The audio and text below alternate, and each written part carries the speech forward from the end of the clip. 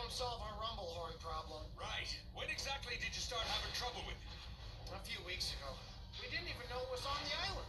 And then, suddenly it was everywhere. First it just went after wild dragons. Then it started coming after us. And how many dragons has it killed? None, yet. This dragon is more than strong. It's fast, it's smart, and it's elusive. We've never even gotten a good look at it. This does seem like quite the challenge, doesn't it? Yes, it does.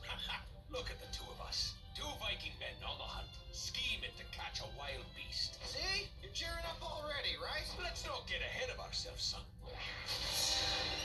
There! You see what I mean? Every time. We just miss it. Well, we didn't see it fly away, so it has to be on foot. But which way? Over here. Check the direction of the trees you took down.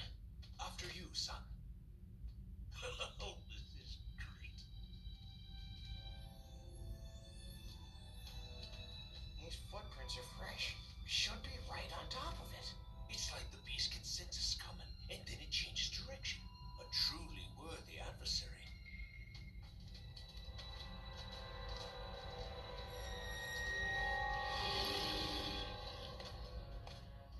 We have got to be getting close. I don't think so.